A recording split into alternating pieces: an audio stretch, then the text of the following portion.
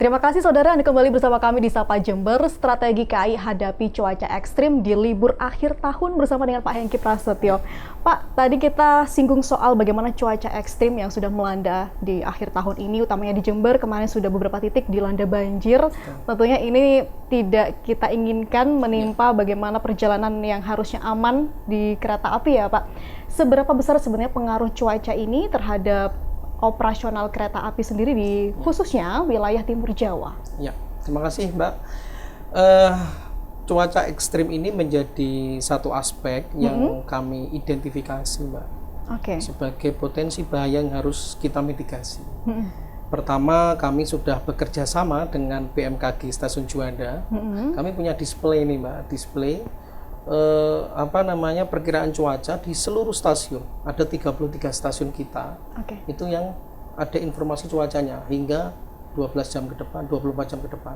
Jadi kita dapat perkiraan ke depan akan hujan, ke depan akan hujan badai, angin dan lain sebagainya.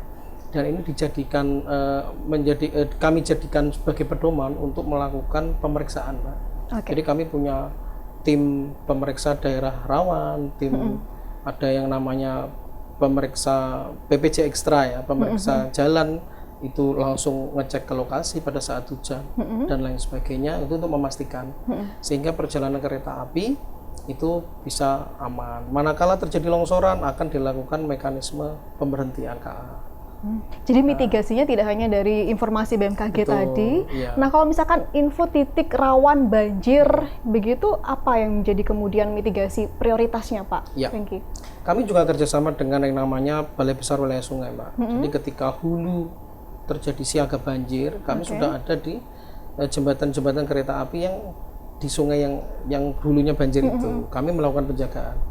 Itu sudah dilakukan penjagaan. Selain itu, mitigasinya adalah jembatan ini kami angkat nih Mbak. Jadi kami angkat. Jadi yang di tahun-tahun sebelumnya, manakala hujan dari Malang misalkan turun di daerah Probolinggo Pasuruan itu jembatannya umpamanya terendam. Nah, tahun-tahun ini beberapa jembatan sudah kita angkat. Sehingga harapannya ketika debitnya sama itu bisa lolos melewati ya. Itu upayanya. Yang kedua yang tadi terkait dengan perakiraan cuaca, kita taruh petugas manakala memang sudah kita antisipasi, kita mitigasi ternyata masih banjir ya, mau nggak mau kereta harus kita hentikan nih Mbak.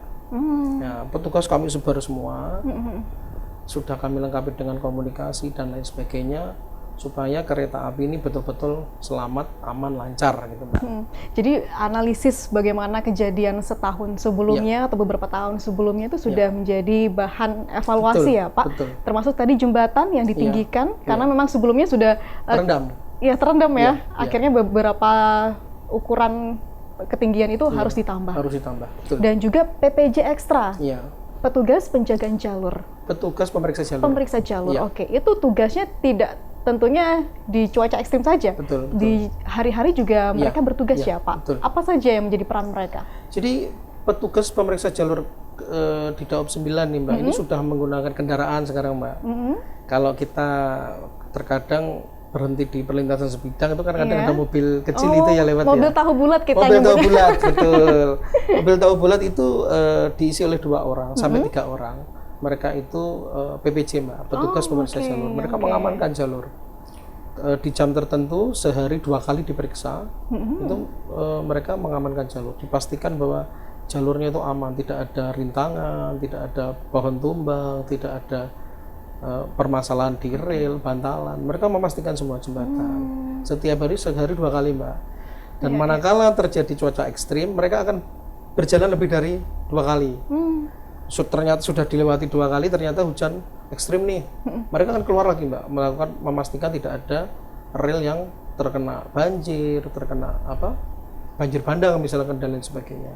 Sibuk banget ya Pak ya, ini PPJ ini bukan hanya mereka, jadi kita nggak boleh emosi kalau misalkan lagi nunggu kereta di perlintasan sebidang, ternyata yang lewat hanya mobil bulan, kecil, iya. tahu bulan nggak boleh karena itu perannya penting sekali. Sangat penting dan Bahkan kita harus terima kasih sama mereka, Mbak, benar karena harus mereka mengamankan. apresiasi. Iya. Bahkan di hujan deras mereka harus berdiri di tengah rel begitu ya Pak. Iya. Nah soal keamanan juga, ini kami dengar KAI menyiapkan kereta cadangan di Jember dan juga Ketapang. Nah ini mekanisme pengoperasiannya kalau misalkan suatu waktu ada kendala seperti apa Pak Hengki? Jadi kami untuk antisipasi, Mbak, dengan tentu sebenarnya seluruh armada kami itu sudah dilakukan ramcek juga, Mbak.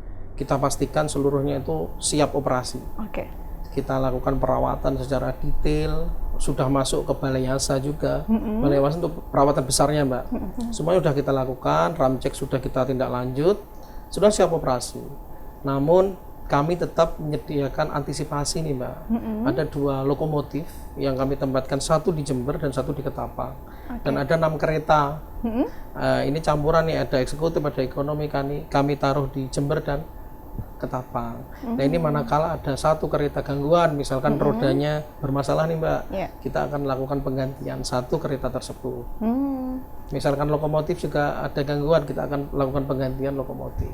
Jadi udah standby di Jadi udah standby. 2 stasiun itu tadi ya? Iya. Oke. Pak Hengki tadi sempat menyebut nih soal keamanan yang kaitannya di stasiun utamanya, CCTV analitik. Nah, boleh lengkapnya seperti apa itu Pak? Ya, jadi sebenarnya CCTV analitik ini kan sama, Mbak, ya, CCTV. Kalau CCTV biasa itu kan hanya ngerekam.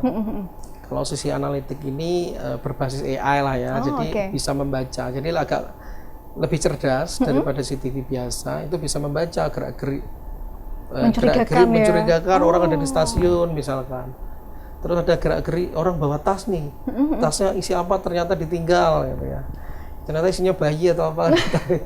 Jadi itu fungsi analitik, Pak. Sehingga itu bisa mengirim ketika ada yang mencurigakan, itu mengirimkan notifikasi kepada tim keamanan, sehingga tim keamanan bisa langsung gercep ya, satset mengamankan sehingga insidennya tidak berkembang, bisa preventif dilakukan pengamanan. Dan itu di beberapa stasiun ya, program pusat kami dengar ya Pak? Sementara kami mendapatkan dari pusat, Mbak, untuk informasi disebar ke semua daerah ya, Mbak, ya, dengan tentu kami sementara hanya di Jember ya, hanya di stasiun Jember. Tapi ke depan ya, pengamanan ini akan kami kembangkan. Harapannya semua di semua ada stasiun penumpang itu ada CCTV analitik. Ya. Pak Hengki, kalau misalkan kita ingat bagaimana pengalaman di Nataru sebelumnya atau bahkan beberapa tahun kemarin, ada nggak situasi kritis yang mendadak ini harus kita ambil tapi berhasil di saat-saat terakhir gitu diatasinya? Untuk sebenarnya gini, Mbak, ya, jadi kami kondisi darurat seluruhnya sudah kita siapkan.